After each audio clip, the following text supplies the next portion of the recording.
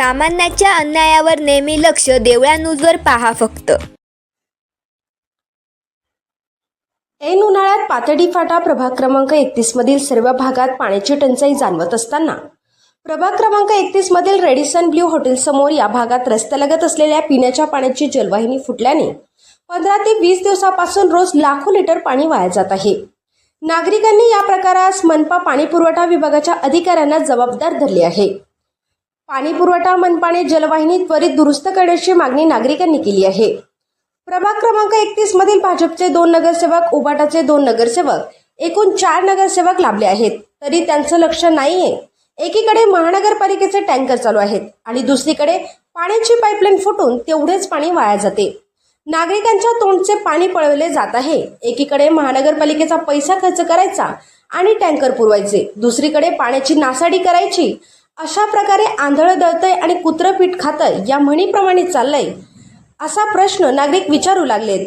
प्रभाग क्रमांक 31 मधील नागरिकांनी 4 नगरसेवक भरभरून मतांनी निवडून दिले. एवढ्या किरकोळ कामासाठी एक पाईपलाईन फुटल्यावर काही नगरसेवक फक्त फोटो काढण्यापुरते उभे राहून अर्ध अपुरं काम करून दुर्लक्ष केल्यासारखं वाटतंय. एवढ्या किरकोळ कामासाठी 15 ते 20 दिवस नागरिकांच्या हातातोंडाशी आलेलं पाणी वाया घालून एवढं पाप फेडशाल कुठं? याच कामात एवढा उशीर होतोय तर अजून पुढच्या अपेक्षा ठेवायच्या तरी कोणाकडे? एकीकडे पाणी, एकीकडे रस्ता, एकीकडे वीज समस्या, सर्व राम भरोसे चाललंय. त्यामुळे नागरिकांनी प्रचंड नाराजी व्यक्त केली आहे. जलवाहिनी फुटल्याने लाखो लिटर पाणी वाया गेल्याने परिसरातील भागात पाणी कमी दाबाने आले. मनपाने जलवाहिनी दुरुस्त करावी अशी मागणी नागरिकांकडून जोर धरू लागली आहे. आपण बघू शकतो महानगरपालिकेचा भोंगळ कारभार आहे आणि इथं एक 4 नगरसेवक लाभले इथं. तर आपण त्याच्यावर काय बोलशाल आणि कामं कसं होतं याच्यावर?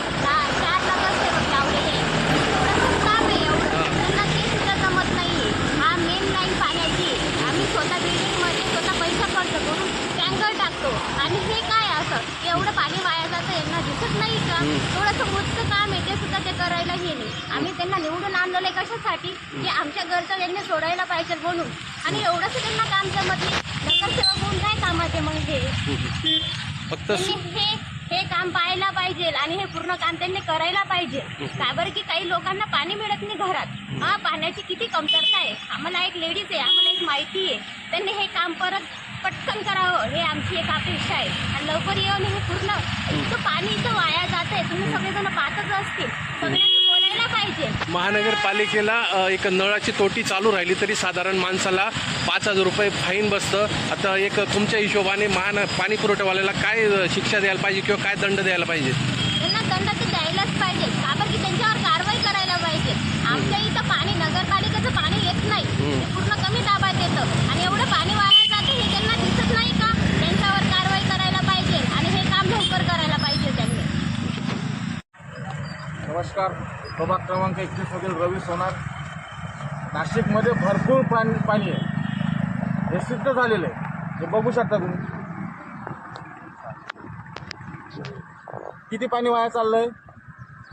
आहे ना नाशिकमध्ये भरपूर पाणी, तरी बातम्यांमध्ये आहे येत्या 2 दिवस नळ बंद राहणार, 3 दिवस पाणी टंचाई राहणार. कुठे पाणी टंचाई?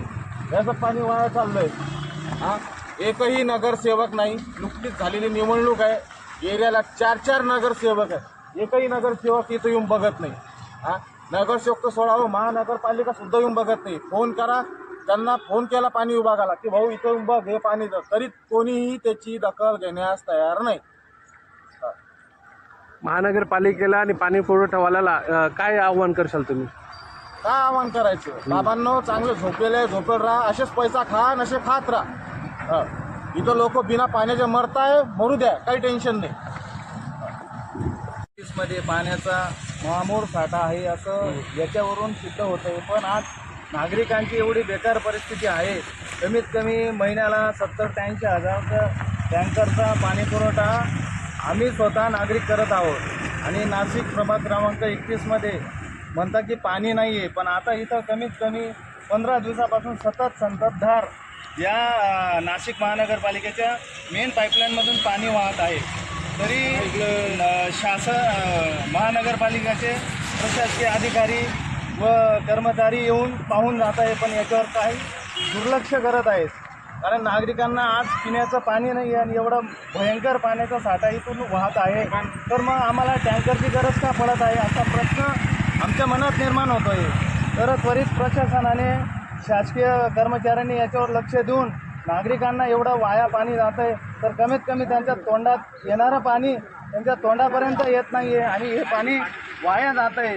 किती म्हणजे ही गोष्ट अयोग्य आहे. नाशिक महानगरपालिकेचा असा हा कारभार जर चालत राहिला तर आम्हाला वर्षानुवर्ष प्रभाग क्रमांक 31मध्ये पाणी मिळणारच नाही जर अशी परिस्थिती राहिली तर.